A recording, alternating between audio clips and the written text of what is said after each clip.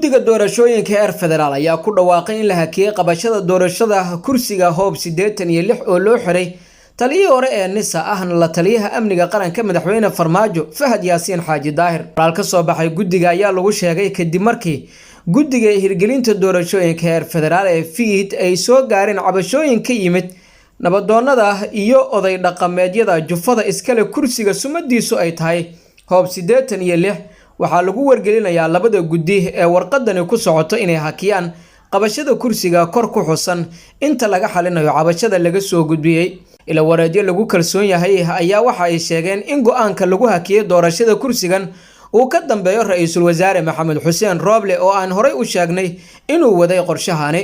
ra'iisul wasaare Rooble ayaa dhawaan u yeeray gudoomiyaha guddiga doorashada heer federaal Muuse Geelle Yuusuf wuxuuna ku amray in dib loo dhigo doorashada kursiga hoob 86 oo la filayay in beledweyne ay ka dhacdo axadda soo aadan. Rooble ayaa gudoomiyaha u sheegay in tartanka kursigan la qaban doono marka uu dalka dib ugu soo laabto xildhibaankii ku fadhiyay ee Faarax Si Cabdiqaadir oo mar kale rabo in uu u tartamo kursigan kaasoo hadda dalka uga maqan arrimo caafimaad.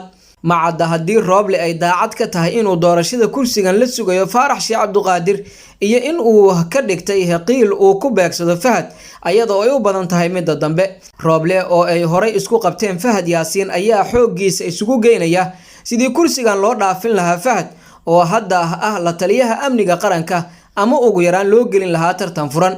gudoomiyaha guddiga doorashada heer federaal Muuse Geelle Yuusuf ayaa ka soo jeeda dowlad goboleedka Puntland waxaana inuu xilkan helo kaalin weyn ku lahaa ra'iisul wasaare Rooble taasoo ra'iisul wasaaruhu uu hadda goranayo miraheeda. si kastaba guddiga doorashada heer federaal ayaa isku khilaafay arrintan ayadoo ay ka soo horjeesteen xubno kamid ah guddiga kuwaas oo beeniyay sax ahaanshiyaha warqadda lagu joojiyay doorashada kursigan. sidoo kale guddiga doorashada maamulka Hirshabelle ayaa ku gacan saaray go'aankan ayaga oo sheegay in warqadda ka soo baxday guddiga heer federaal ay tahay mid been abuur isla markaana aysan jirin cabasho ka soo gaadhay kursiga hoob 86. guddiga doorashada heer federaal ayaa isku khilaafay in la hakiyo doorashada kursiga hoob 86 ee loo xiray la taliyaha amniga qaranka Farmaajo iyo taliyii hore ee NISA Fahad Yaasiin Xaaji Daahir. sida ay noo xaqiijiyeen xubno kamid ah guddiga doorashada heer federaal gudoomiyaha guddiga doorashooyinka Muuse Geelle Yuusuf oo ku xiran ra'iisul wasaare Maxamed Xuseen Rooble ayaa lagala hadlay inuu joojiyo doorashada kursigan taasoo uu aqbalay. kadib inta badan xubnaha guddiga doorashada ayaa arbacadii ka shiray kiiskan laakiin Muuse Geelle Yuusuf ayaa xubnihii ku aragtida ahaa waa laga diiday soo jeedintaasi waxayna xubnaha kale ku doodeen in ay jiraan kuraas badan oo la boobay oo xafiiska ra'iisul wasaare Rooble uu diiday in la hor istaago. waxaa xigay iyada oo xalay dhinaca kamid ah guddiga oo uu hogaaminayo gudoomiye Muuse ay soo saareen warqadii lagu hakiyay doorashada kursiga hoob 86 iyada oo aan loo dhamayn taasi oo qabsatay baraha bulshada. si kastaba saacad kadib waxaa mareegtii Facebook ee guddiga la wareegay koox kamid ah guddiga oo ku xiran Villa Soomaaliya iyo Fahad kuwaas oo soo saaray warqad lagu beeninayo qoraalkii hore laguna sheegay in aan la hakin kursigaasi. warqadaas ayaana lagu yiri guddiga doorashooyinka heer federaal wuxuu cadeynayaa inay waxba kama jiraan tahay warqadda lagu baahiyay baraha bulshada ee wadatay saxiixa gudoomiyaha taasoo lagu sheegay hakinta kursiga sumadiisu ay tahay hoob 86 kana mid ah kuraasta ay shaaciyeen guddiga doorashooyinka ee maamulka Hirshabelle.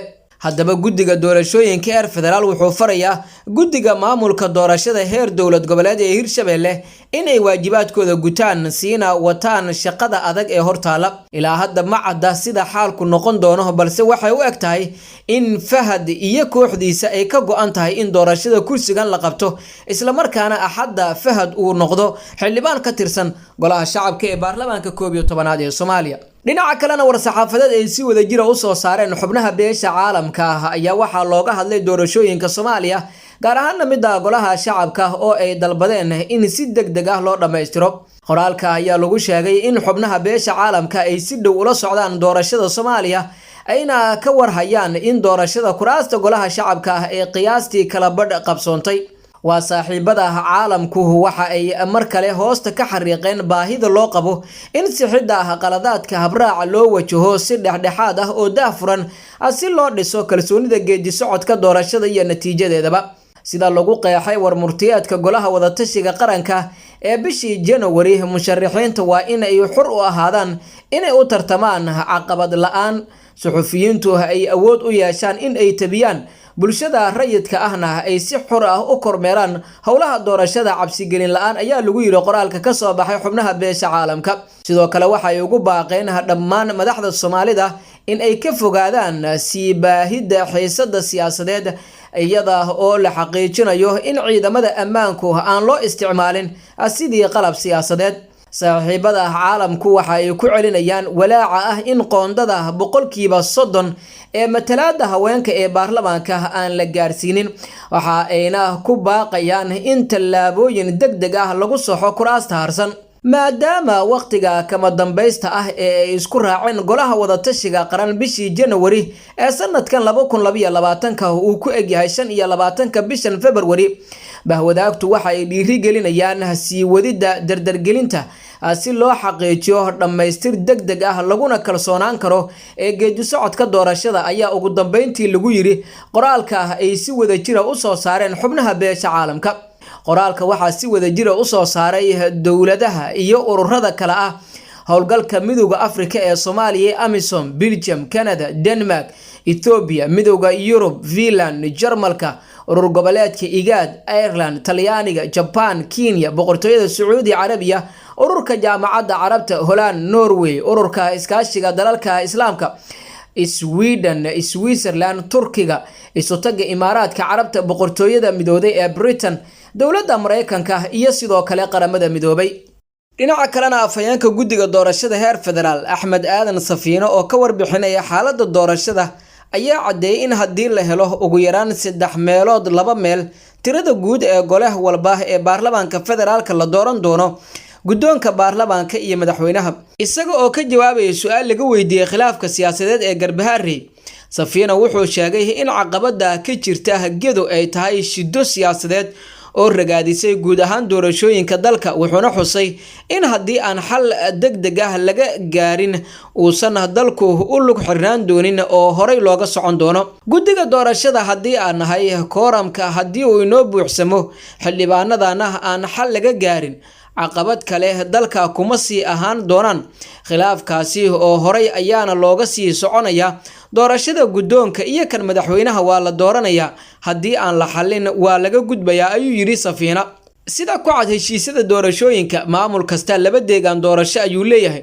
Jubbaland waxa ay hirgelisay inta badan kuraastii taalay Kismaayo, hase yeeshee faragelinta Farmaajo ayaa sababtay in gobolka Gedo uu caqabad ku noqdo guud ahaan doorashooyinka Soomaaliya.